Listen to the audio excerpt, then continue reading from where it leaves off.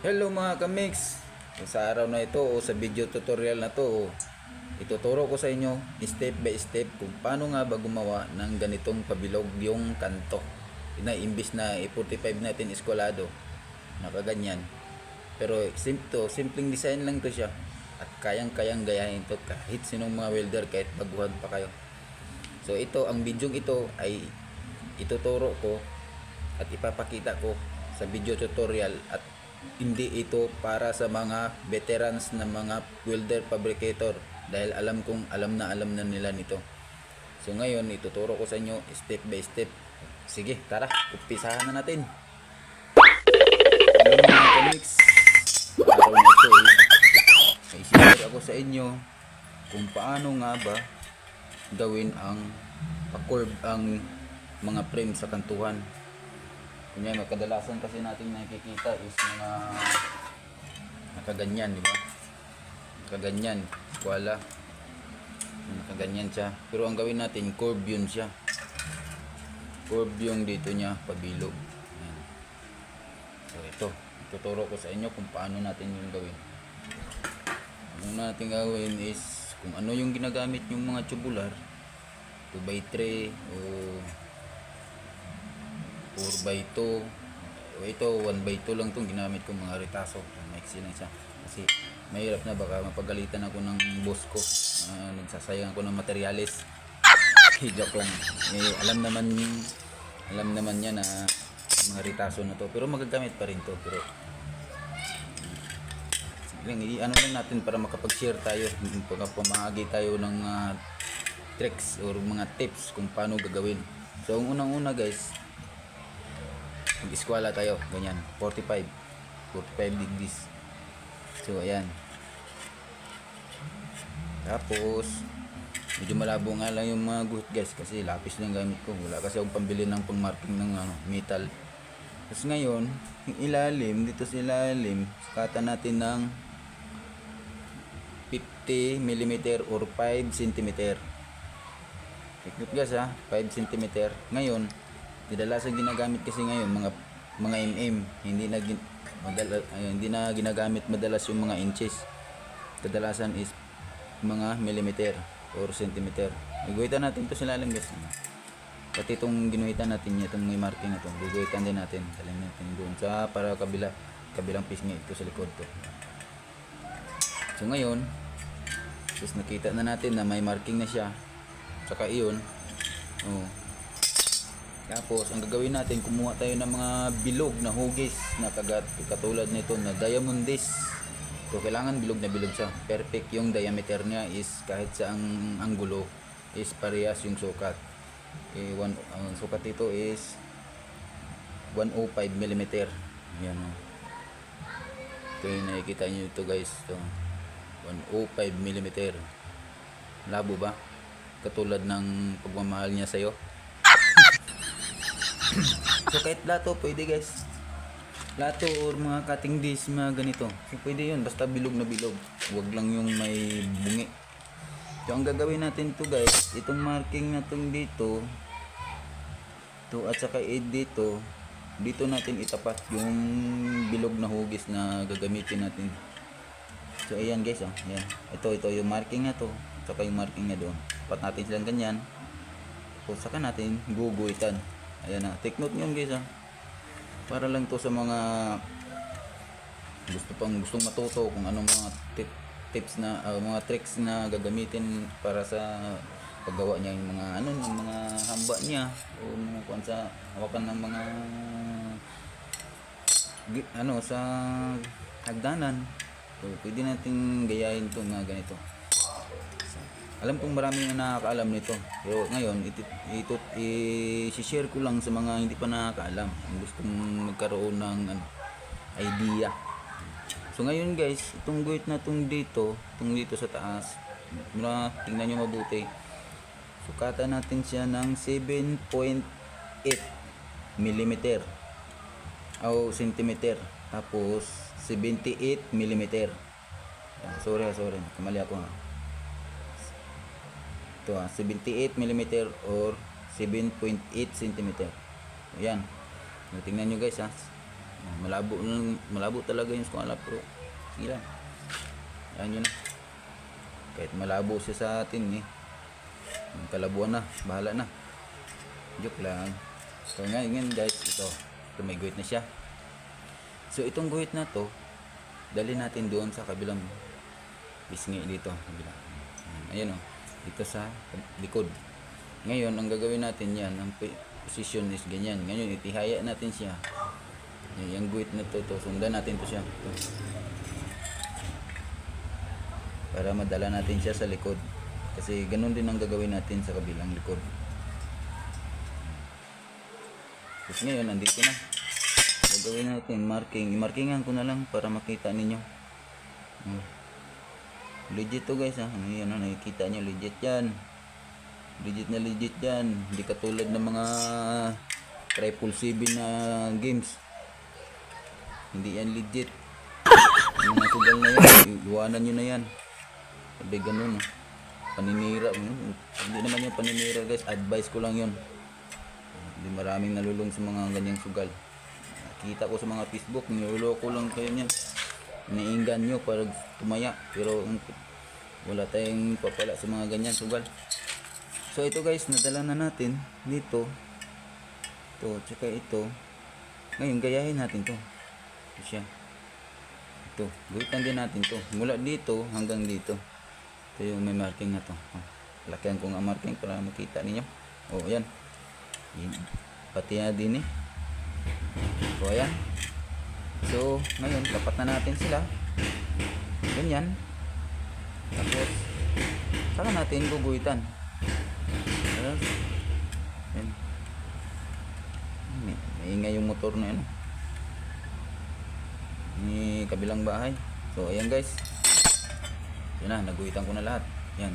So ang gagawin natin guys, ito ang tatanggalin natin. Ito. Ito siya, tanggalin natin. Ito, tanggalin to. Pati ito. Kung take note, kung kayo magtatabas, iiwan to ha, dito ha, iiwan to dito. Tabasin siya dyan. Pati ito, dyan. Kung may iwan, ito. Ito siya, naiiwan to. Hahawak to sa kan dito, nagkakunik silang dalawa. Ito lang tatanggalin natin. Hanggang dito. Saka, ito naman, hanggang dito rin. Gaya din dito. Tapos ngayon guys, ang pagtabas natin dito is grinder ang gagamitin, di ba? Eh ngayon, pa-curve siya. Ang gagawin natin is itong guhit, wag nating patayin yung guhit. Yan. Kumbaga dito tayo mag-cutting kasi itong bawas natin, dito tayo magbawas. Wag dito ha, wag dito sa kabila.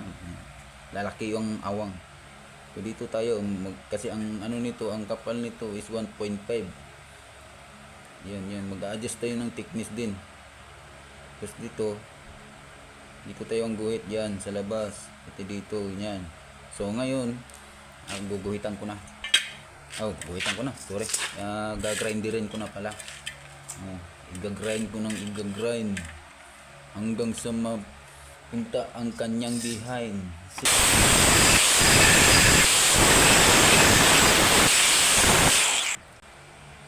So ayan guys, nakikita nyo yung guhit is naiiwan siya dito. Ayan. Sakto lang ayan sakto lang siya, ayan layo siya, hindi pinatay yung guhit. Ngayon, ang pag-cutting natin dito sa curve, dandahanin ko na lang din. Medyo matagal talaga to, pero panoorin nyo lang paano ang pwede rin yan yung katingin dito, gitna, pag ganyan, kasi tatanggalin din naman to dito, puputulin to dito para hindi kayo mahirapan dito sa curve. Kasi ang gagawin ko nito is gandirin ko diretso pag ganyan curve. Medyo matagal nga lang na proseso pero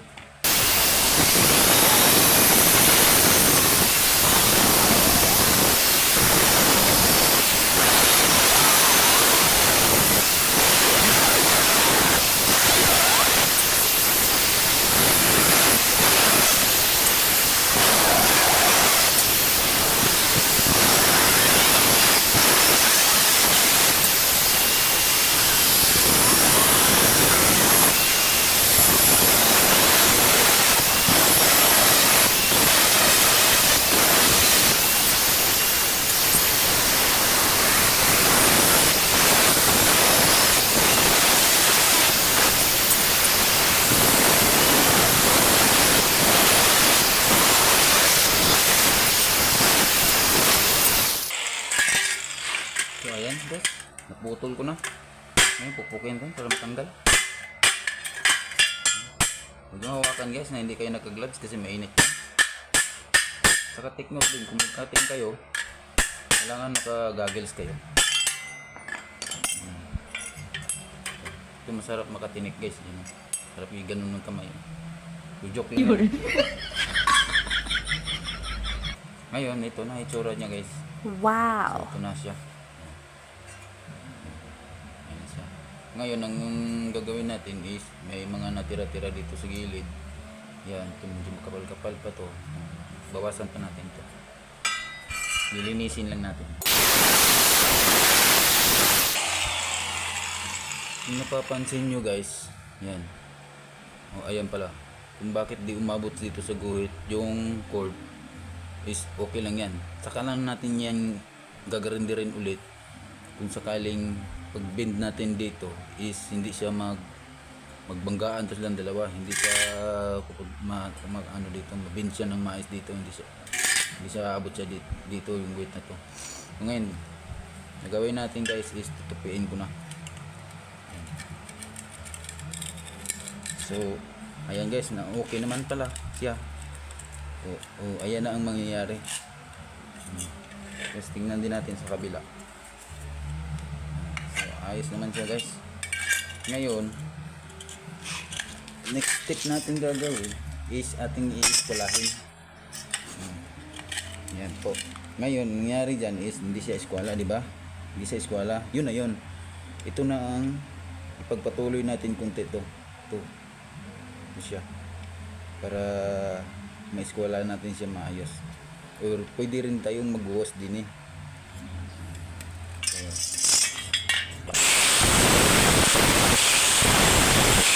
So guys, pag hindi pa rin natin itong mga ano guys makukuha, yan, dito na tayo magbawas.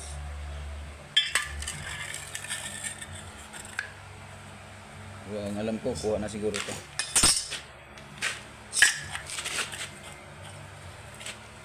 Tigas lang siya guys. Tigas.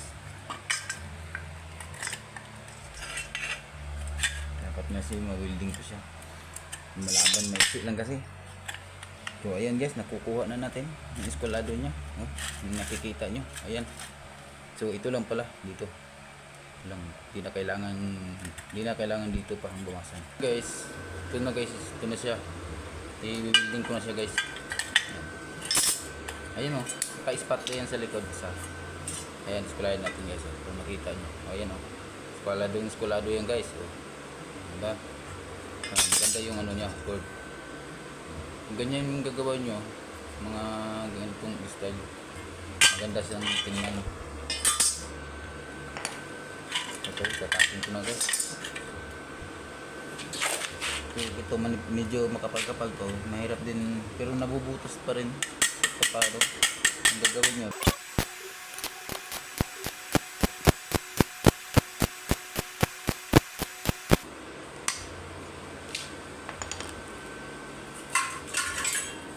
So ayan, hindi talaga professional na welder. So at least importante dumikit. So ayan na guys, di ko na napahabain, basta ito yung idea, magka-idea kayo ng ganyan.